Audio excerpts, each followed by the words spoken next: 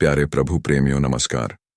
मित्रों, क्या आपने कभी रुककर सोचा है, यह जो हरियाली हमें हर ओर दिखाई देती है, यह कहां से आई?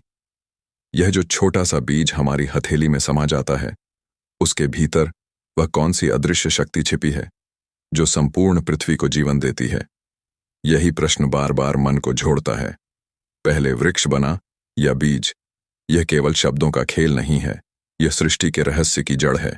जो इस प्रश्न को हंसी में उड़ा देता है वह केवल सतह देखता है, पर जो भीतर उतरता है वह जानता है। यही प्रश्न ब्रह्मांड के आरंभ की कुंजी है। सृष्टि का प्रारंभ जब कुछ भी नहीं था। मित्रों, जरा एक पल के लिए आंखें बंद कीजिए। कल्पना कीजिए उस क्षण की जब कुछ भी नहीं था। ना कोई आवाज, ना कोई रूप, ना कोई रंग, सिर्फ मौन था। एक गहरा असीम अनंत मौन। ना आकाश था, ना धरती, ना जल, ना वायु, ना दिन था, ना रात, ना समय था, ना दिशा। सब कुछ जैसे शून्य में विलीन था। और फिर उस शून्य के भीतर कुछ हलचल हुई। एक सूक्ष्म तरंग, एक कंपन, जैसे किसी ने उस निस्तब्धता को हल्के से छुआ हो। वह कंपन ही थी ईश्वर की प्रथम इच्छा, जिसे हम आज जीवन, ऊर्जा, चेतना या प्रकृति की धड़कन कहते हैं। उसी क्षण से सृष्टि की यात्रा आरंभ हुई। वह एक क्षण जिसमें कुछ नहीं से सब कुछ जन्मा। 5 तत्वों का जन्म। सृष्टि ने अपने अस्तित्व की घोषणा की। अग्नि, जल, वायु, पृथ्वी और आकाश। यह 5 तत्व उसी प्रथम कंपन से उत्पन्न हुए। अग्नि बनी ऊष्मा का स्रोत, जल बना जीवन का प्रवाह, वायु बनी गति का प्रतीक, पृथ्वी बनी स्थिरता का आधार और आकाश बना अनंत का विस्तार। यह 5 तत्व जैसे 5 सुर थे जो मिलकर जीवन का पहला संगीत बने। जब यह आपस में संतुलन में आए, तभी जीवन की पहली झिलमिलाहट जागी। एक हल्की सी रोशनी जो आगे चलकर हर जीव में प्राण बन गई। जीवन का प्रथम स्पंदन उस समय कोई बीज नहीं था, कोई वृक्ष नहीं था, क्योंकि बीज परिणाम है और परिणाम के लिए पहले कारण चाहिए। वह कारण थी जीवन ऊर्जा। वह ऊर्जा रूपहीन थी, पर सब रूपों का आधार थी। वह अदृश्य थी, पर उसी से दृश्य बना। वह मौन थी, पर उसी से शब्द जन्मे। यही वह क्षण था जब चेतना ने कहा, अब मैं प्रकट हूं। और उसी क्षण से प्रारंभ हुई सृष्टि की अमर कहानी। शून्य से अनंत तक सोचिए। मित्रों, उस प्रथम क्षण में ना कोई बीज था, ना वृक्ष, क्योंकि वृक्ष भी उसी ऊर्जा का विस्तार था। वह ऊर्जा जो चाहती थी कि मैं एक से अनेक हो जाऊं, मैं अपने भीतर छिपे सौंदर्य को रूप दूं। वह अदृश्य इच्छा ही सृष्टि की जननी बनी। उसके बाद बना आकाश, फिर वायु, फिर जल, फिर अग्नि और अंत में पृथ्वी। और जब यह 5 तत्व एक लय में नाचे, तो जीवन ने धीरे धीरे अपना चेहरा दिखाया। और तब हुआ प्रथम सृजन। फिर उस जीवन ऊर्जा ने अपने भीतर से एक जीवंत रूप रचा। वह था पहला वृक्ष जिसने पृथ्वी पर पहली सांस भरी। वह वृक्ष कोई साधारण वनस्पति नहीं था। वह था जीवन का प्रतीक, स्थिरता, संतुलन और समर्पण का प्रतीक।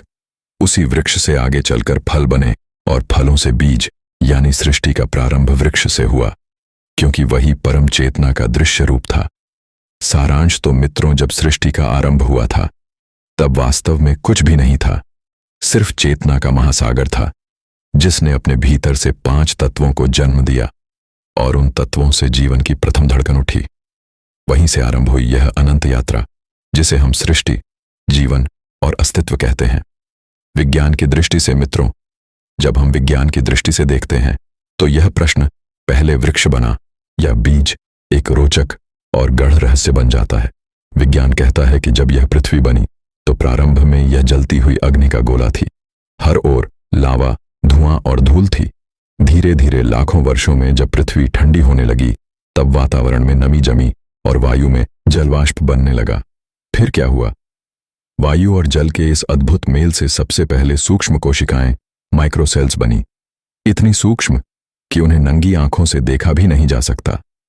लेकिन इन्हीं में छिपा था जीवन का पहला बीज। बीज जो किसी माता पिता या पहले से बने बीज से नहीं आया, बल्कि स्वयं प्रकृति की रासायनिक प्रक्रिया से उत्पन्न हुआ। इन कोशिकाओं में धीरे धीरे ऊर्जा का आदान प्रदान शुरू हुआ। वे विभाजित होने लगी, बढ़ने लगी और एक नई प्रक्रिया, एवोल्यूशन, विकास आरंभ हुई। यह विकास ही था जिसने जीवन का प्रथम रूप रचा। सबसे पहले बने पौधे जो बिना किसी फल या बीज के केवल जल वायु और सूर्य की किरणों से जीवन लेते थे। वे सागर की गहराइयों में पनपे शैवाल, एल्ग, काई, मॉस और सूक्ष्म वनस्पतियां। यहीं से पृथ्वी पर हरियाली की शुरुआत हुई। धीरे धीरे उन पौधों में नई क्षमताएं विकसित हुईं। उन्होंने फल दिए और उन्हीं फलों के भीतर पहले बीज बने, यानी वृक्ष। पशु नहीं बल्कि प्रकृति का पहला दृश्य स्वरूप था वृक्ष। वृक्ष वह प्रथम साक्षी है जिसमें जीवन की सांस पहली बार प्रकट हुई। उसने स्थिरता भी दी, गति भी दी। उसने छाया दी, हवा दी, जल को रोका, मिट्टी को थामा। उसके भीतर संतुलन था, त्याग था और निस्वार्थता का अद्भुत उदाहरण था। वृक्ष ने सिखाया, बढ़ना है तो जड़ से जुड़े रहो और देना है तो शाखाओं की तरह फैलो। यही है आध्यात्मिकता का सार, ऊंचा उठना पर विनम्र रहना। जब चेतना ने रूप लिया तो उसका उद्देश्य केवल सृजन नहीं था, बल्कि उस सृजन के माध्यम से स्वयं को देखना, स्वयं को महसूस करना था। वृक्ष इसी आत्मचेतना का प्रथम दर्पण बना। जैसे माता से संतान जन्म लेती है, वैसे ही उस मूल चेतना से वृक्ष उत्पन्न हुआ और वृक्ष से आगे चलकर बीज निकले। इस प्रकार बीज चेतना का नहीं, बल्कि चेतना के प्रकट रूप वृक्ष का परिणाम बना। वृक्ष केवल शरीर नहीं है, वह आत्मा का प्रतीक है। उसकी जड़ें हमें बताती हैं कि आधार हमेशा भीतर होता है, गहराई में, और उसकी शाखाएं सिखाती हैं कि जब तक हम ऊपर बढ़ते रहेंगे तब तक जीवन चलता रहेगा। बीज उस वृक्ष की स्मृति है, एक संक्षिप्त रूप में समाया हुआ संपूर्ण जीवन, और यही स्मृति आगे बढ़कर नई सृष्टि बनती है। यानी चेतना ने जब रूप लिया तो उसने केवल एक वृक्ष नहीं रचा, बल्कि एक ऐसा तंत्र रचा जहां हर जीवन एक दूसरे से जुड़ा हो, जहां देने और बनने का चक्र निरंतर चलता रहे। आध्यात्मिक दृष्टि से वृक्ष केवल भौतिक वस्तु नहीं, वह परमात्मा का जीवंत प्रतीक है। वह सिखाता है, बिना बोले भी प्रेम करना संभव है, बिना मांगे भी देना संभव है, और बिना चले भी आगे बढ़ना संभव है।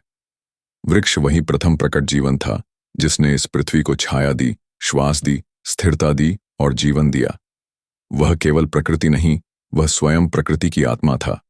इसलिए मित्रों, आध्यात्मिकता यह नहीं पूछती कि पहले कौन बना, वह यह समझाती है कि जो पहले था वही अब भी है और वही आगे भी रहेगा। वृक्ष उसी अनंत चेतना की पहली झलक है जिससे पूरा ब्रह्मांड धड़कता है। और जब हम वृक्ष को नमन करते हैं तो वास्तव में हम उसी चेतना को प्रणाम कर रहे होते हैं जो हर पत्ती, हर बीज और हर प्राणी में समान रूप से विद्यमान है। कबीर की वाणी का सार, बीज और वृक्ष का रहस्य। संत कबीर साहिब कहते हैं, बीज बीज में वृक्ष है, वृक्ष में बीज समाए। रूप ना दूजा कछु देख, सब एक ही रसमाए। इन पंक्तियों में सृष्टि का पूरा रहस्य छिपा है। कबीर यहाँ कोई विज्ञान नहीं सिखा रहे, वे एकता का अनुभव करा रहे हैं। वे कहते हैं, बीज और वृक्ष दो नहीं है। जैसे लहर और समुद्र अलग नहीं होते, जैसे अग्नि और उसकी ज्वाला एक ही तत्व से बने हैं, वैसे ही बीज और वृक्ष भी एक ही चेतना के दो रूप हैं। हम सोचते हैं पहले क्या बना, पर कबीर कहते हैं यह प्रश्न ही गलत दिशा में है, क्योंकि जो एक है उसमें पहले और बाद में का अर्थ ही नहीं होता। वृक्ष बीज में छिपा है और बीज वृक्ष में समाया हुआ है। वृक्ष जब फल देता है तो वह अपने ही रूप को पुनः जन्म देता है, और जब बीज अंकुरित होता है तो वह अपने ही पूर्ण स्वरूप की ओर लौटता है। यह चक्र ही जीवन है, सृष्टि का सनातन नृत्य। कबीर का संकेत स्पष्ट है, सृष्टि में कोई भी चीज अलग नहीं है। हर कण दूसरे कण से जुड़ा है, हर जीवन दूसरे जीवन का विस्तार है। जैसे शरीर की हर कोशिका में संपूर्ण डीएनए मौजूद होता है, वैसे ही हर बीज में पूरा वृक्ष उपस्थित है। बस उसे प्रकट होने का अवसर चाहिए, मिट्टी का, समय का और प्रेम का। परंतु यदि प्रारंभ की दृष्टि से देखें तो कबीर यह भी स्वीकारते हैं कि पहले कोई ना कोई प्रथम चेतना अवश्य थी, जिसने स्वयं से सृष्टि का आरंभ किया। वह प्रथम ऊर्जा, वह पहला कंपन जिसने स्वयं को व्यक्त किया, उसी ने पहले वृक्ष को जन्म दिया बिना किसी बीज के। वह वृक्ष किसी माता से नहीं, बल्कि स्वयं सृष्टि की इच्छा से उत्पन्न हुआ था, और उसी वृक्ष से पहला बीज बना जो आगे चलकर सृष्टि के चक्र का आधार बना। इसलिए कबीर का संदेश केवल भौतिक नहीं, आध्यात्मिक और अस्तित्वगत है। वे हमें यह समझाना चाहते हैं कि बीज और वृक्ष, सृष्टि और सृष्टा, आत्मा और परमात्मा, इन सब में कोई भेद नहीं। सब एक ही रस, एक ही स्रोत से निकले हैं। वे कहते हैं, जब तू देखे रूप अनेक तब भ्रम उपजय माया। एक रस जब तू देख ले तब सत्य दरस दिखाया। अर्थात जब हम रूपों में भेद देखते हैं तो भ्रम में पड़ते हैं, पर जब सब में एक ही चेतना का रस देखते हैं तब सत्य का दर्शन होता है। तो बीज और वृक्ष का प्रश्न पहले या बाद का नहीं, बल्कि एकत्व का है। वृक्ष बीज में छिपा है, बीज वृक्ष में समाया है, और दोनों मिलकर जीवन का अखंड चक्र बनाते हैं, जहां अंत ही आरंभ है और आरंभ ही अंत। यही है कबीर का गढ़ रहस्य। सृष्टि में कुछ भी अलग नहीं, परम वृक्ष की जड़ है, जिसकी शाखाएं आसमान तक फैली हैं। हर तारा, हर ग्रह, हर जीव उसी वृक्ष की अनगिनत पत्तियां हैं। बीज उस वृक्ष का सार है, उसकी स्मृति, उसका सारांश। लेकिन वृक्ष स्वयं उस सृष्टि का आधार है जिस पर जीवन की पूरी कथा टिकी है। वृक्ष अस्तित्व का प्रतीक, बीज संभावना का। पहले अस्तित्व प्रकट हुआ, फिर संभावना। पहले जीवन है, फिर विचार। पहले प्रेम है, फिर शब्द। पहले वृक्ष है, फिर बीज। वृक्ष हमें यह सिखाता है कि सृष्टि पहले स्वयं को होने में प्रकट करती है और उसके बाद बनने की यात्रा शुरू होती है। संत कबीर साहिब कहते हैं, बीज धर धरती में जलपा अंकुर होए, प्रेम लगे हरि में तो मन हरि रस खोए। ये पंक्तियां केवल खेती या प्रकृति की नहीं, बल्कि आत्मा और परमात्मा की गहराई को दर्शाती हैं। यहां बीज आत्मा है जो संभावनाओं से भरा हुआ है, पर जब तक वह धरती यानी परम चेतना में नहीं गिरता, तब तक उसमें जीवन नहीं फूटता।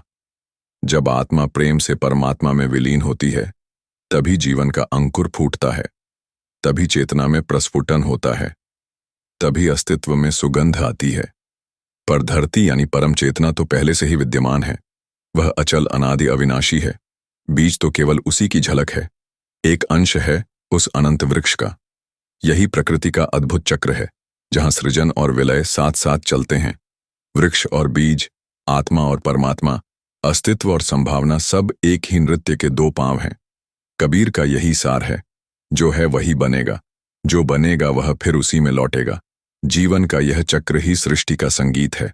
दोस्तों, अगर आपको यह वीडियो पसंद आया हो तो वीडियो को लाइक करें, शेयर करें और सब्सक्राइब करना ना भूलें।